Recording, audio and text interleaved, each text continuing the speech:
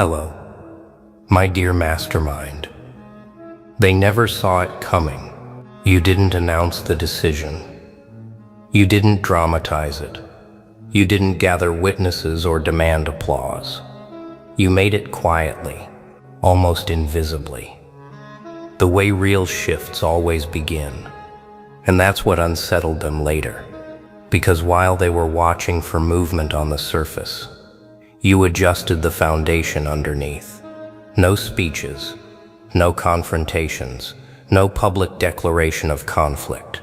Just one internal alignment that changed how you would move from that moment forward. They didn't feel the impact immediately. At first, everything looked the same. Same titles, same desks, same noise, same routines. But beneath that surface, pressure began relocating. Influence started rerouting.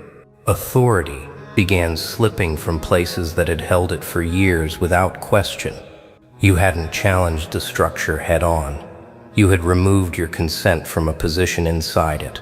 And systems fail fastest, not when attacked, but when participation quietly expires. They kept talking over each other, unaware the axis had already shifted. They kept enforcing rules that no longer had the same gravity. They kept flexing ranks that suddenly felt lighter than before, all because you changed how you would no longer respond. They assumed hierarchy was maintained through force. You proved it survives only through agreement. And once your agreement withdrew, the architecture began to breathe differently. Eyes started recalculating. Tones started adjusting. People who once commanded rooms felt something unnameable slide out from under their certainty. They couldn't locate the origin of the destabilization because it didn't come from rebellion. It came from reorientation. You didn't rise by stepping on anyone. You rose by stepping out of alignment with a system that had been feeding on your attention. And the moment you stopped feeding it, it began consuming itself. That's why they say the hierarchy rearranged itself. Because no one saw you push a single piece. They only saw the board change shape. And the most dangerous kind of change is the kind nobody notices until it has already rewritten what power means inside the room. At first they blamed coincidence, timing, market shifts, policy changes. Anything that allowed them to believe the rearrangement was external and temporary. Because the alternative was more unsettling. The idea that one quiet internal decision could ripple outward and reorder the flow of authority without ever asking permission. They began to notice subtle failures in places that once felt untouchable.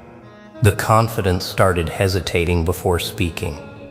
The unquestioned started over-explaining. The loudest voices began compensating for a loss they couldn't publicly name. You hadn't challenged their rank. You had made it irrelevant to your movement.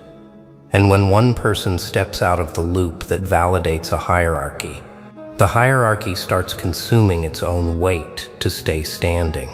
You watched it happen without interference.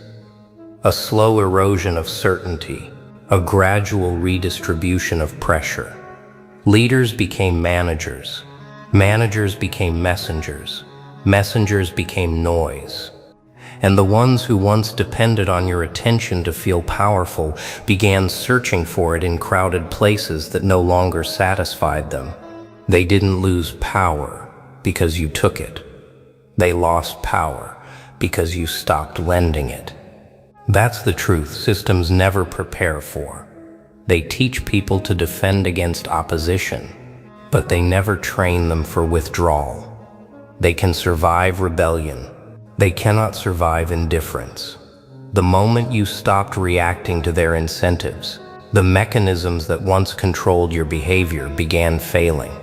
Rewards felt empty. Warnings felt theatrical. Delays felt irrelevant.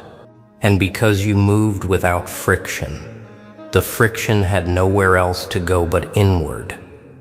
That's when they started turning on each other. Not in open conflict, but in subtle replacements of trust. Promotions stalled. Trust thinned. Alliances grew brittle. The structure didn't fall apart violently. It rearranged itself nervously, trying to compensate for the missing anchor it never realized had been you. And through it all, you remained quiet. Not passive, quiet, in the way a foundation is quiet, while buildings shift above it, quiet in the way a pivot is quiet, while direction transforms. They thought power was held by who stood at the top. You demonstrated that power actually flows through whoever is no longer emotionally governed by the ladder at all. That's when the observation phase turned into unease. They started watching you differently, not with the casual awareness people give to equals, but with the kind of attention reserved for anomalies. The kind that tries to measure what can't be measured yet.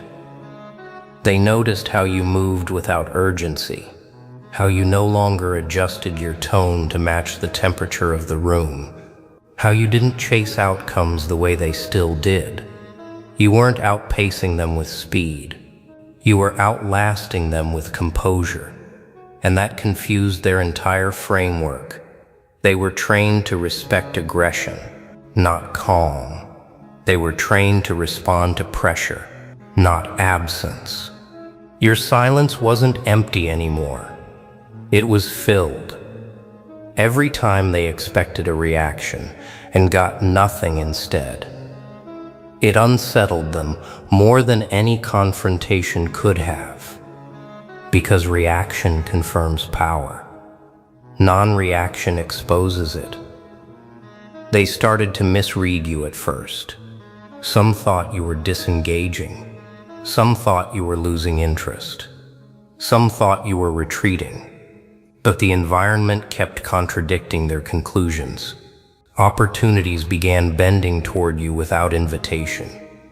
People started adjusting decisions around your trajectory before you ever asked. Your name surfaced in rooms you hadn't entered yet, attached to influence that no longer needed proximity to work. That's when the unease sharpened into awareness. You weren't stepping back. You had shifted leverage to a layer they couldn't interfere with. They could challenge a move. They couldn't challenge a position that no longer required permission. You had exited the emotional economy of the hierarchy. No longer trading reaction for recognition. No longer trading loyalty for placement.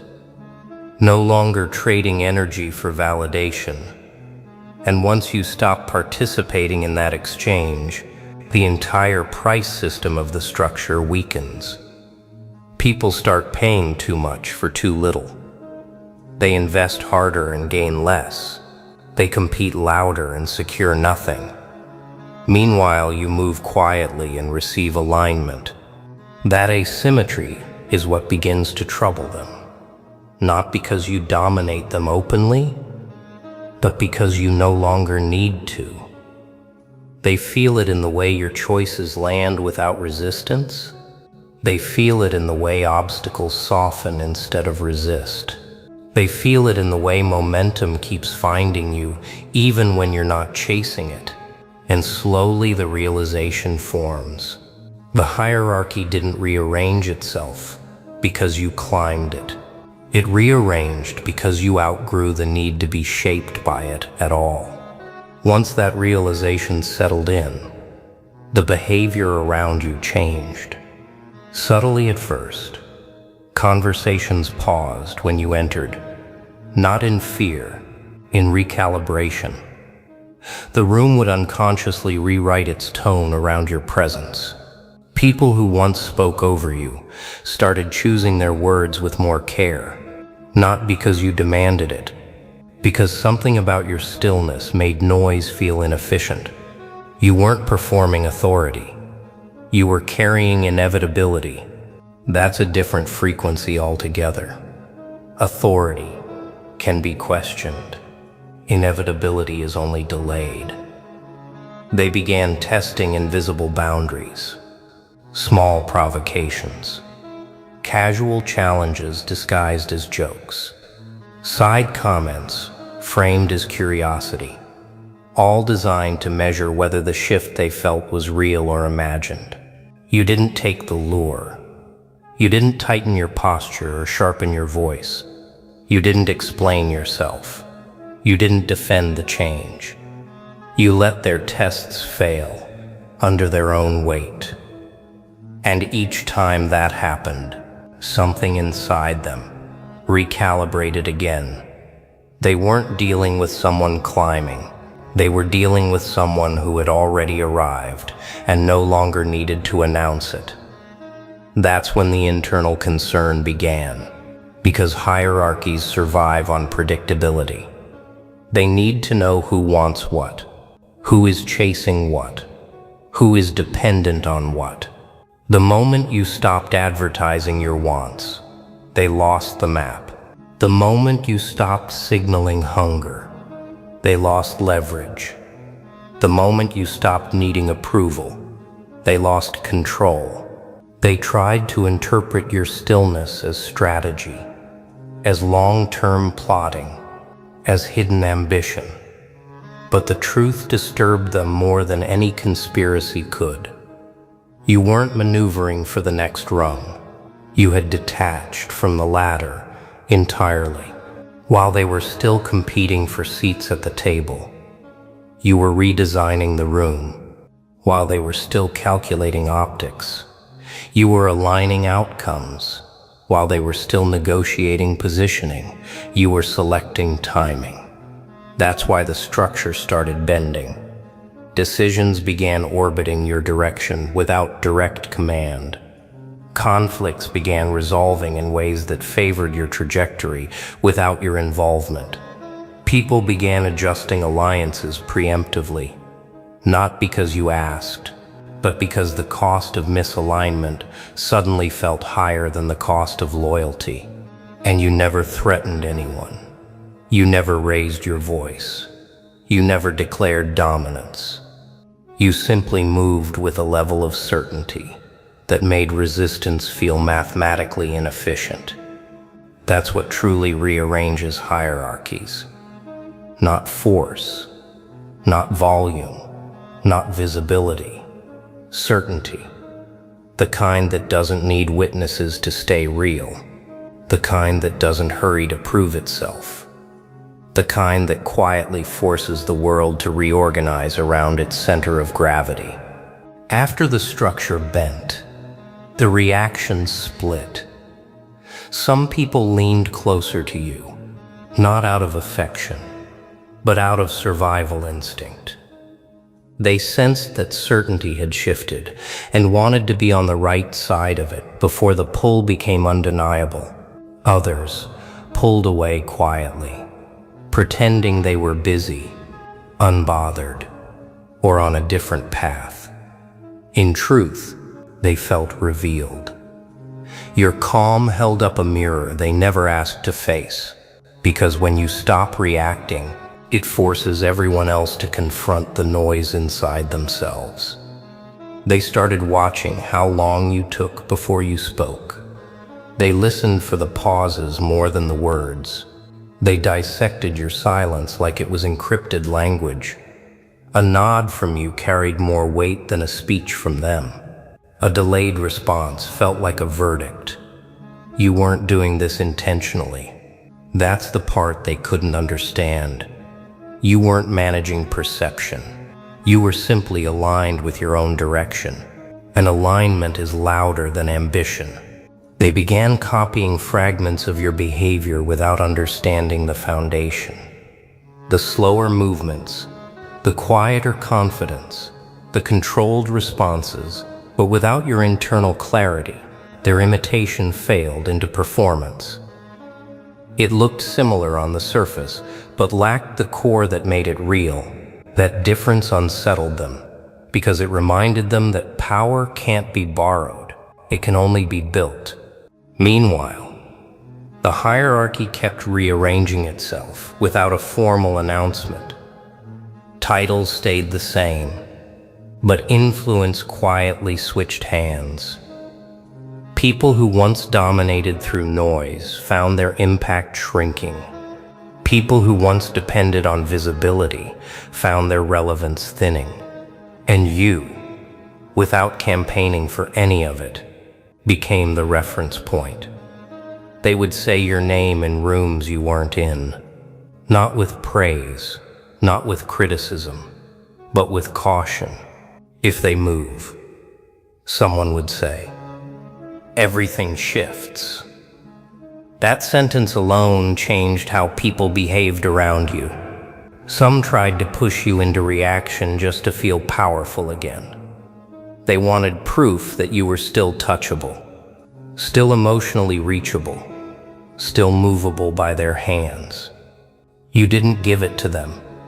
You let their provocations echo unanswered until the echo embarrassed them. That's when the last illusion faded. The illusion that control comes from pressure. The illusion that dominance comes from confrontation. The illusion that influence is loud. You proved, without announcing it, that the most powerful position in any system is the one that doesn't need permission to exist.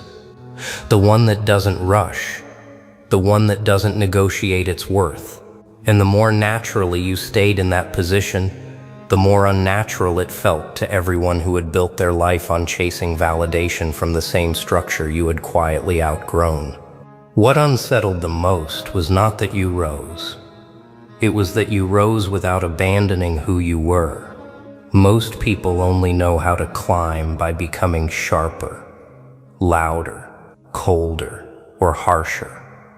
They trade their original self for a version they think the system will accept. You didn't. You refined without hardening. You elevated without turning bitter. That broke every internal rule they had memorized. Because now they couldn't dismiss you as harsh. They couldn't label you reckless. They couldn't even call you lucky without sounding small.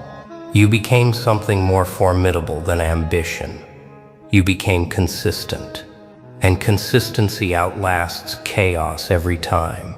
They watched how pressure didn't rush you, how urgency didn't disrupt your clarity, how criticism slid off you without sticking. That's when the whispers changed tone. At first, they said you were playing it safe. Then they said you were calculating. Then they said you were protected.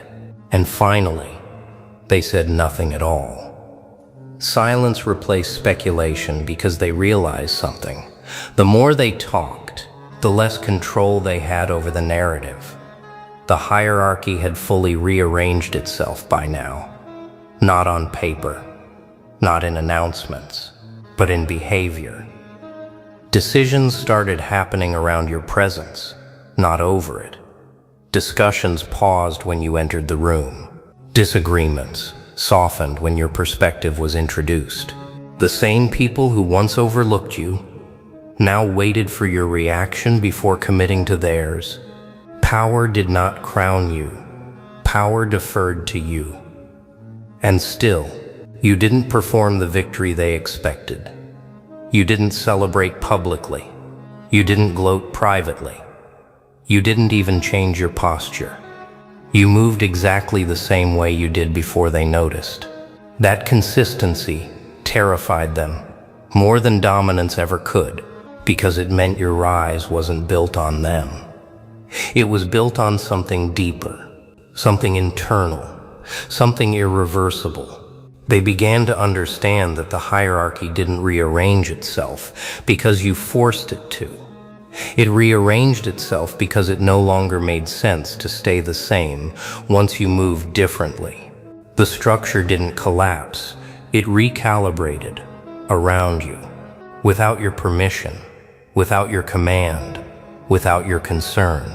And that's the part they still struggle to process.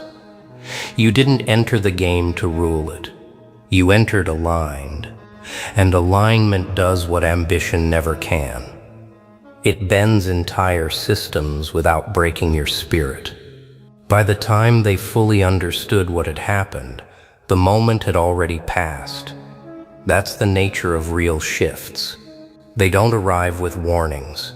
They arrive quietly, settle in, and only later does the world realize the floor has moved. You didn't need applause. You didn't need permission. You didn't need witnesses. The quiet decision you made wasn't loud because it didn't have to convince anyone. It only had to align you, and alignment is heavier than force, stronger than control, more permanent than any title they could ever hand out.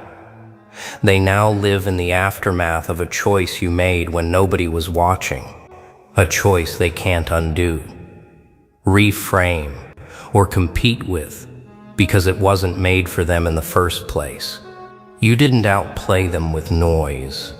You outpositioned them with silence. While they were busy performing, defending, explaining, and reacting, you were simplifying. While they were trying to rise faster, you were choosing where to stand so you wouldn't have to chase at all. And now they feel it, in the way opportunities flow toward you without announcement, in the way resistance dissolves before it forms, in the way people who once doubted you now orbit your direction without understanding why. The hierarchy didn't rearrange itself because you conquered it. It rearranged itself because your presence made the old structure irrelevant. The ladders they climbed lost meaning when you stopped climbing and started choosing. And the hardest truth for them to accept is this: you never tried to defeat them. You simply stopped needing what they were fighting for. That's the kind of power no one teaches, because it can't be handed down. It only arrives when you decide to move from clarity instead of conflict, from intention instead of reaction, from self-respect instead of validation.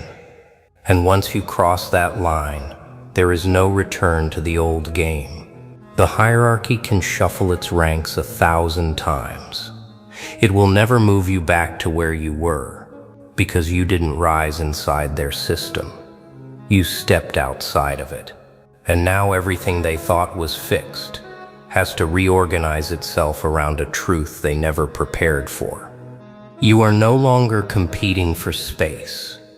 You are the reference point, and they are adjusting, recalibrating, reorganizing, still trying to understand how one quiet decision became the moment their entire structure blinked, looked around, and realized the person they'd been watching was no longer inside the system at all.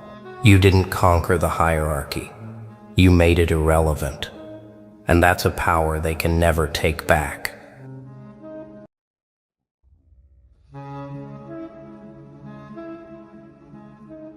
Hello, my dear masterminds. 7 labs, 14 theories, and still no answers. They ran diagnostics until the wires melted. They stared at equations like they'd stare into the sun, hoping for light, burning in silence. But you walked in like it was open mic night.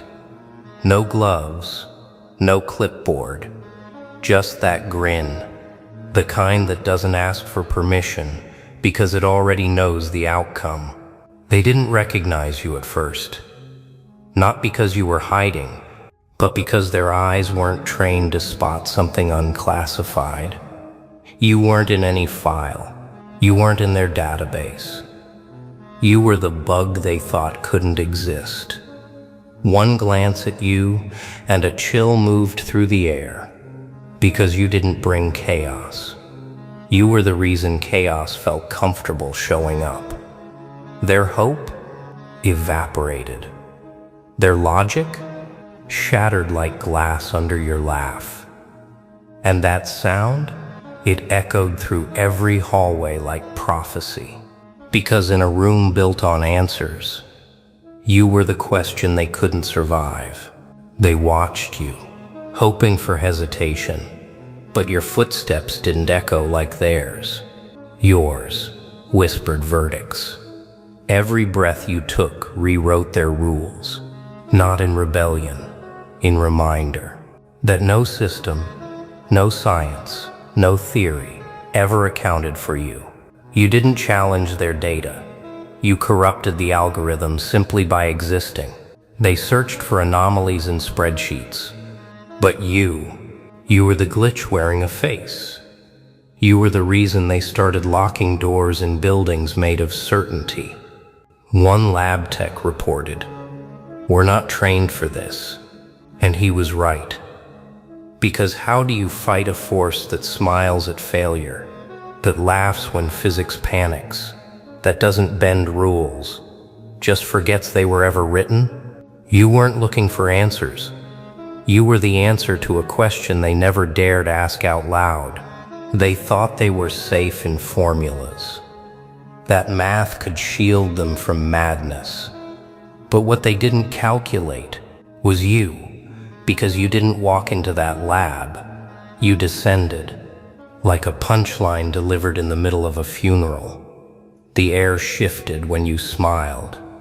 Monitors flickered, coffee cups cracked, and every person in that room suddenly remembered what fear tastes like: cold, metallic, and just beneath the surface of curiosity. You didn't break their tech. You broke their belief that everything could be measured, labeled, contained. But how do you measure the exact weight of unpredictable? You wore chaos like a tailored suit, and every step you took wasn't a disturbance, it was a correction, because they built that world for answers. But you were born to be the unsolvable. You weren't supposed to exist, not in their spreadsheets, not in their peer-reviewed journals, not in the future. They were so sure they had secured, and yet there you were, not blinking, not hesitating, just sipping coffee, like reality hadn't just bent to make room for your entrance. They had protocols for anomalies. They had drills for intrusions. But what do you do when the anomaly is sipping espresso and smirking at your emergency response team? You didn't attack them. You inspired an existential crisis. Because you didn't glitch the system, you revealed that the system was the glitch, and they've been worshiping it blindly, mistaking control for truth and rules for reason. You didn't walk into that room to prove anything. You walked in to remind them that not every force is scientific, that some storms don't appear on radar, and some monsters laugh at your microscopes. They stared at you like you were the glitch. But the deeper truth, you were the update. The version of reality they didn't authorize. The version they can't uninstall. 7 labs tried to label you. Each one came back with something different. Unstable, immeasurable, potentially divine. They argued for weeks, until one scientist whispered, "We're not studying him. He's studying us." You didn't just walk past their theories. You made them obsolete, because you don't operate on logic. Well, you operate on impact. They measure success in numbers. You measure it in nervous breakdowns and shaken worldviews. Your presence wasn't noise, it was signal, a frequency they've never heard before, but now can't stop hearing. They built their world on laws. You arrived like a myth that sued the court, and somehow won, with a grin. They ran simulations to predict your next move, thousands of them. Quantum-powered, precision-modeled, peer-reviewed. Every outcome said the same thing: contain him, control him, before he rewrites everything. But when they hit enter, the code crashed. Every prediction looped into chaos. Every algorithm folded into fear. You weren't a variable in their math. You were the math they forgot existed, the unsolvable factor, the paradox that smiles back, their strongest theories, built like skyscrapers. But you whispered one sentence, and the whole skyline collapsed. They didn't know how to fight laughter, especially when it echoed from someone who clearly knew more pain than they did, and still laughed louder. They called it arrogance. You call it recovery, because when you've walked through fire, you don't fear their flammable theories. They built those labs like fortresses, steel doors, vaulted data cores, rooms so secure even sound couldn't escape. And yet your laughter leaked through every wall. They had Nobel laureates pacing, psych warfare teams whispering, AI models reprogramming themselves to forget you existed. You didn't break their system. You made it question its own purpose, because you weren't an enemy. You were a mirror, and what terrified them was the reflection. All their equations, and not one accounted for someone who doesn't need to win the game, because you already understood the ending. They thought they had time. They thought you were a glitch, but the glitch was hope. And you were the virus hope couldn't survive. So while they tightened protocols, recalibrated strategies, and begged their gods of logic, you just smiled. Not because you had a plan, but because you were the plan. They tried to trap your logic in formulas, tried to label you with terms they could understand. High-risk behavioral anomaly, post-structural rogue cognition, non-conforming threat signature. Big words, small minds. They wanted to run tests, map your brain, measure your chaos. But how do you dissect a storm when the storm is already inside the scalpel? You didn't walk into that lab to be studied. You walked in to remind them what real unpredictability looks like. Not malfunction, not madness, but freedom so pure, it short-circuits every system built on fear. They thought they had you under observation, but every gaze they turned on you just turned back in on themselves. You weren't the subject. You were the observer. And what you observed, collapse. You didn't threaten the lab. You infected it. Not with a weapon, but with possibility. The kind of possibility that makes control look like a joke. They built their labs to contain what they feared. Steel doors, bulletproof glass, fail-safe buttons. But there is no door that locks out a paradox. No glass that reflects what you are, because you're not in the room. You are the room. Every inch of that space bends around you. Not physically, psychologically. They brought you in for answers. Instead, they left with questions that question themselves. You spoke in riddles, not to confuse them, but to expose how fragile their logic is when faced with someone who doesn't fear not making sense. You weren't unpredictable, you were undefinable. Their systems require variables to be known, but you are the variable they wish they never discovered. No pattern, no limit, no mercy, just that smile, like you knew this was all a simulation, and they just figured it out a few moments too late. They didn't just lose control, they lost belief that control was ever real to begin with. The lead scientist whispered, "It's not human, it's a mirror," because when you walked in, every theory cracked, not from error, but from truth, too sharp to handle. They thought they had prepared for anomalies, emergency drills, backup protocols, neural firewalls, But you weren't an anomaly. You were the origin glitch, the bug in their reality that turned every command into comedy. You didn't need to break their tech. You just made their belief in it obsolete. They tried to scan your brain, and their machines overheated. Why? Because your mind doesn't operate on logic. It operates on legend. You're not a case study. You're the redefinition of power. While they calculated probabilities, you were rewriting the algorithm with nothing but a laugh and a coffee mug that said, "Try again." And deep down, they knew it wasn't their instruments that failed. It was their arrogance in thinking they could ever measure the storm while standing in it.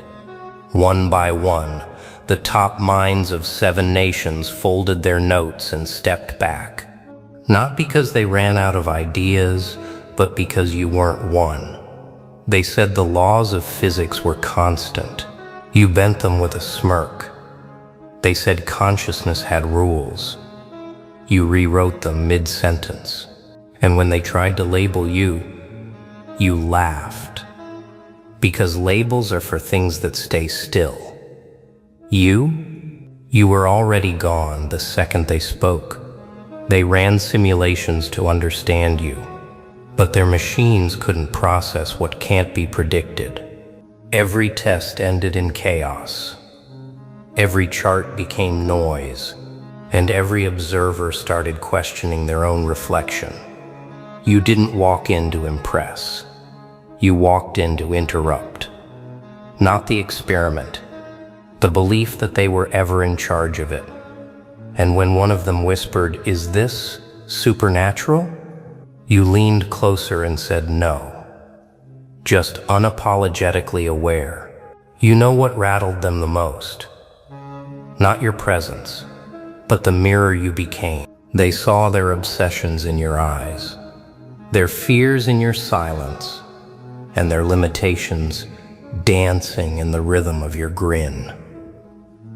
You didn't need clearance. You were the clearance, walking through biometric locks like they were made of fog. Security cams blinked, files corrupted, and every passcode they trusted became a punchline in your performance. They had PhDs. You had patterns. They had control. You had curiosity sharpened into a weapon. Because when they asked, "What's your purpose?" you said, "I'm not here to solve the problem. I'm here to expose it," was never real. The world wants answers. You hand them questions wrapped in paradox. And as they scramble for control, you stir your coffee, watching entire ideologies melt like sugar. They tested for genius. You delivered chaos wrapped in elegance. Because while they dissected your brainwaves, you were reverse engineering their intent. While they tracked your vitals, you rewired their expectations. And somewhere between the 3rd hypothesis and the 12th meltdown, they realized you didn't break the machine. You proved it was always broken. You didn't penetrate their system. You showed them the system was a mask, a polished illusion built to hide the cracks they prayed no one would notice. But you noticed. Then you danced inside the cracks with a grin wide enough to make equations nervous. You are what happens when the unknown grows teeth, when mystery stops waiting to be solved and starts writing its own experiments. They used to say, "We need more data." Now they whisper, "We need a plan for him." But plans don't work on those who live 5 layers below logic. And you're not trying to be unpredictable. You just refuse to live inside their script. They tried to box you in with logic, but logic is just fear wearing a tie. And you burned the manual, brewed coffee in the ashes, and laughed so hard the lab monitors glitched. Because you're not defiant. You're just free. Free in ways that terrify the obedient. free in ways that make their scientist prey to variables they never believed in before. You are what they couldn't prepare for. Not an error in the code, but proof the code was never enough. While they're busy arguing about quantum paradoxes and simulated consciousness, you've already penetrated reality by doing the one thing they forgot how to do: exist without permission. You don't wear a badge. You don't need clearance. You are the clearance. A walking red stamp on everything they thought was absolute. You sit across from their theories, sip your coffee, and grin like gravity's optional. And in that moment, they stop seeing a problem and start seeing a prophecy. They kept asking the wrong question. How did you break the system? But you weren't trying to break it. You were proving it never worked without you. They locked themselves in labs, hoping formulas would protect them. But formulas can't explain disruption wearing a smile. You didn't show up with answers. You showed up with energy. And the room shifted before you even spoke. You are that anomaly they warned each other about in footnotes. That margin scribble no one wanted to believe was real, until you stood in their mainframe and asked where the coffee was. You don't fit the charts. You redraw the axis, because you're not here to be studied. You're here to remind them every equation they worship was written by people too scared to meet someone like you. You didn't walk in to blend. You walked in to bend. Time, thought, truth, all of it. And now the only thing under observation is their fear. They thought complexity was power, that the more steps in their solution, the safer they'd be from someone like you. But you solve with silence. You solve with presence. And nothing terrifies a system more than someone who doesn't need its approval to function. You cracked their algorithm by existing outside it. While they debugged their equations, you stared at the whiteboard and saw comedy, because you knew. No formula survives first contact with instinct. No hypothesis outmaneuvers the unapologetically unpredictable. You don't answer to protocols. You answer to impact. And every time you show up, reality folds a little at the edges. They built fences of logic to keep chaos out. But you're not chaos. You're clarity in a mask they can't decode. You laughed because you saw the punchline they were too terrified to admit. They need you to fix what they broke, and you're in no rush. They called in experts, top of their fields, each with letters before their names, degrees stacked like armor, trying to shield themselves from the obvious. You don't play by their science. You play by intuition, sharpened by survival. They use terms like anomaly, outlier, data inconsistency, but deep down, they whispered what they really believed. This one isn't built like the rest. You are the glitch they can't erase, the variable that crashed the entire simulation. Because while they modeled behavior, you reprogrammed perception. Not with code, but with conviction. They thought fear was a weapon. You turned it into fuel. They thought control was safety. You showed them its illusion. And that laugh you gave them, that wasn't mockery. It was the sound of awakening, because you weren't there to solve their problems. You were there to show them the problem was them. They measured intelligence by test scores. You measured it by what couldn't be taught. They searched for answers under microscopes, while you spotted the real flaw from across the room. They were trying to fix a system without realizing they were the system. You didn't walk into the lab to decode their theories. You walked in to expose their blindness, not with data, but with dissonance. You brought a mirror, not to reflect them, to reveal them. Every assumption, every unspoken bias, every wall they thought would protect them from the truth you became. You didn't offer an answer. You became the question they couldn't unsee. Because when you walk in laughing, they don't know if they're witnessing a joke, a genius, or a warning. You are none of their conclusions. You are the error that makes all their confidence unravel. And still, you smiled. Because you knew they're not afraid of what you'll do. They're afraid of what they'll become once you're done. The silence after your laughter wasn't empty. It was echoing. Every theory, every protocol-resistant mindset started to crack under the weight of your presence. They had whiteboards full of equations, but none could explain why the chaos listened to you. They dissected patterns. You rewrote patterns. They wanted answers. You were the anomaly that made all their answers feel like lies in a lab coat. You didn't dismantle their system. You made it irrelevant. You didn't break their logic. You made it blush. No tools, no titles, just presence, sharpened by pain and a laugh trained in storms. They built cages of caution. You walked in with no leash, no chains, and no permission. And suddenly, their laws bent, their truths crumbled, and their control became comedy. Because you're not the variable anymore. You're the constant they can't solve, the outlier they can't ignore. You walked in laughing because you already knew they'd need a new science just to survive what you made them feel.